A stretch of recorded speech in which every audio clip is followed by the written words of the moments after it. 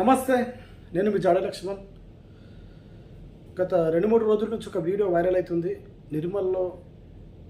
నిర్మల్ జిల్లాలో రాహుల్ గాంధీ సభలో అద్దంకి దగ్గర చేసిన వ్యాఖ్యలు, రాముడు మీకు చిన్నయ్య అవుతాడా, సీతమ్మ మీకు చిన్నమ్మ అవుతుందా అని చేసిన వ్యాఖ్యలు చాలామంది అంటున్నారు. అన్న ఏమైంది, చాలాసార్లు ప్రశ్నిస్తారు మీరు, ఇప్పుడు ఏమైంది అన్న, ఇప్పుడు ఏమైంది, మీరు సైలెంట్ ఉన్నారని చాలామంది కాల్స్ చేస్తున్నారు, మరి మెసేజ్ కూడా పెడుతున్నారు.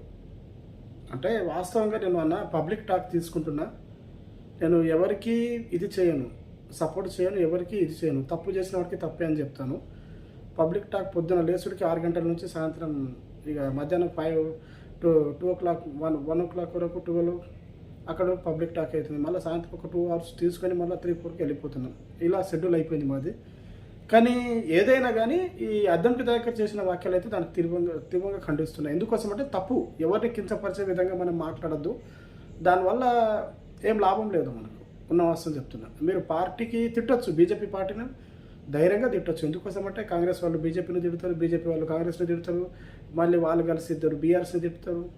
మీరు నాయకులు తిట్టుకోండి, పార్టీలు తిట్టుకోండి, కానీ దేవుళ్ళ మతాలు కులాలు ఇవి మాత్రం దయచేసి లోపల రావద్దు.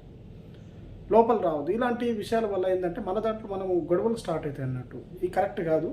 దానికి కూడా తీవ్రంగా ఖండిస్తున్నాను నేను. ఎవరైనా కానీ చాలామంది అడుగుతున్నారన్న ఏమైంది, ఎందుకు ప్రశ్నిస్తారు మీరు, ఏమైంది, చాలాసార్లు ప్రశ్నించే గొంతు అని చెప్తారు కదా అని చెప్తున్నారు. కానీ అలా ఏం లేదన్నా, నేను ఎవరికి సపోర్ట్ చేయను, క్లారిటీగా చెప్తున్నా. న్యాయం ఉంటే ఖచ్చితంగా న్యాయం వైపు ఉంటా, అన్యాయం ఉంటే అన్యాయం అని చెప్తా, బిందాస్తుని చెప్తున్నా. ఇది అద్దంకి 100% రాంగ్ కాదు, నేను చెప్తున్నా కదా, 100% రాంగ్. ఇది రాముడు మొక్కుడే, బీజేపీని తొక్కుడంటే యువర్ లైక్, అది మీ ఇష్టం అనుకోండి. దాన్ని స్టేజ్ విధంగా ఎక్కడైనా మాట్లాడవచ్చు, రాముడిని మొక్కుడే బీజేపీని తొక్కుడే, అట్లా మాట్లాడుకోండి, అది ఆ డైలాగ్ని ఓకే. కానీ సీత చిన్నమ్మ అవుతుందా, రాముడు మీ చిన్నాన్న అవుతాడా, ఇట్లా కొన్ని విధాలుగా వాళ్ళకు వేరే వాళ్ళ మనోదెబ్బలు అంటే ఏదైతే ఉంటాయో గాయపరిచే విధంగా, మనోభావాలు గాయపరిచే విధంగా మాట్లాడకూడదు, చాలా పెద్ద తప్పు. దయచేసి ఇలా ఏ రాజకీయ నాయకుడు కూడా మాట్లాడకండి. ఎందుకోసం అంటే ఇది చాలా పెద్ద తప్పు అసలు నాకు తెలిసి. దీనివల్ల ఏంటంటే మనం చదువుకున్న వాళ్ళము, హిందూ ముస్లిం సిక్ ఇసాయి అని అంటారు. సరే, ఎవరు వేరే వాళ్ళు అన్నా అది వాళ్ళ విజ్ఞాతం కోసం వదిలేద్దాం, నో ప్రాబ్లం. బట్ ఏంటంటే మనం ఆలోచించాల్సిన విషయం, చదువుకున్న వాళ్ళము, వాళ్ళు క్లారిటీగా అర్థం చేసుకోండి. ఏది ఏమైనా మనం మాట్లాడే భాష చాలా కొన్ని వేల మంది వింటారు. మనం మాట్లాడుతున్నాం, ఓకే, తప్పు ఉందా, అప్పుడు ప్రశ్నించండి, ఓకే.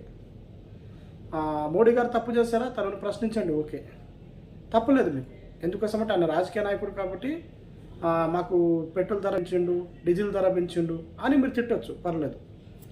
కానీ దేవుణ్ణి పట్టుకొని ఎవరికన్నా అంటే వేరే హిందూ వాళ్ళ దేవుళ్ళని పట్టుకుని అలా తప్పు, అది చాలా పెద్ద తప్పు. ఉన్న వస్తుంది చెప్తున్నా ఫ్రెండ్స్. ఎందుకోసం అంటే నేను ఎవరిని సపోర్ట్ చేయను, తప్పని గ్యారంటీ చెప్తాను. చాలామంది నా ఫ్రెండ్స్ కాల్ చేస్తున్నారు, అన్న ఏమైంది, మరి ఉత్తప్పుడు ప్రశ్నిస్తారు, ఇప్పుడు ఏమైంది ప్రశ్నించట్లేదు అంటే, ప్రశ్నించడం లేదని కాదు బ్రో. నాకు పొద్దున్న నుంచి సాయంత్రం వరకు పబ్లిక్ టాక్ మీద ఉన్న షెడ్యూల్ ఇక బిజీ అయిపోయింది. కొంచెం ఒక 2-3 రోజులు అయిపోతే నేను కూడా ఫ్రీ అయిపోతాను. మన పబ్లిక్ టాక్ కూడా బంద్ అయిపోతుంది. మనకు వర్క్ ఉంటుంది కదా, అలా అని ఏం లేదు. ఖచ్చితంగా నేను చెప్తున్నా కదా, అన్యాయం అయితే ఖచ్చితంగా ఆడ ప్రశ్నిస్తా. నాకు న్యాయం వైపు నేను ఉండేదే న్యాయం వైపు. ఆలోచించండి. ఎవరో నన్ను చెప్పారని వీడియో చేయడం కాదు. నేను చాలాసార్లు నేను చూస్తున్నాక నాకు సమయం లేక నేను వీడియో చేయలేకపోతున్నా. Sorry, really very sorry. మీరు ఎవరిని నేను మాట్లాడతలేదు. ఇది ఎందుకోసం అంటే అద్దెకి దానికి పర్టికులర్గా ఒక విషయం ఏంటంటే, ఆయన చెప్పిన మాటలు 100% రాదు. 100% చెప్తున్నా. ఎందుకోసం అంటే ఏదైనా ఉండదు మనకు విషయం ఏంటంటే పర్టికులర్ చెప్తున్నా, పార్టీలు మనం పక్కన వదిలేయండి. ఏ పార్టీ మనకు పీకి ఏమి ఇయ్యదు, ఉన్న వస్తువు చెప్తున్నా. రాజకీయ నాయకుడు ఎంత చూడట్లేదండి మీరు. దొంగన కొడుకులు మొన్నటి వరకు బీఆర్ఎస్లో ఉండి ఈరోజు కాంగ్రెస్లో బీజేపీలో చేరుతున్నారు. ఆ పాల్తున్న కొడుకులకు మీరు ఎందుకు రెచ్చిపోతారు చెప్పండి. ఒక పార్టీలో ఉన్న నాయకుడు పర్ఫెక్ట్గా ఎవరైనా ఉన్నారో మీరు చెప్పండి. 2 నిమిషాలకు ఒకటి జంపింగ్ జలాంగ్ చేస్తున్నారు. దానికోసం మనం ఎందుకు రెచ్చిపోవడం? సరే, రెచ్చిపోండి, రాజకీయ నాయకుడి పైన రెచ్చిపోండి, పార్టీ పైన రెచ్చిపోండి, కానీ ఇలా కుల మతాలు కావచ్చు, దేవుళ్ళ పైన కావచ్చు, ఇలాంటివి తీసుకురావద్దు. ఈరోజు ఎక్కడ పోయినా నేను పబ్లిక్ టాక్కి నేను ఈ విషయం ఎందుకు తీసుకుంటున్నా అంటే, చాలామంది మెసేజ్ కూడా పెడుతున్నారు, కామెంట్ కూడా పెడుతున్నారు, అలా ఎందుకు మాట్లాడలేదు, ఎందుకు మాట్లాడతలేవు అంటే నేను పబ్లిక్ టాక్కి వెళ్తే అదే చెప్పినారు. వాళ్ళని చెప్పకంటే ముందే వాళ్ళే చెప్తున్నారు, అన్న అద్దంకి దాకా ఇలా మాట్లాడవచ్చా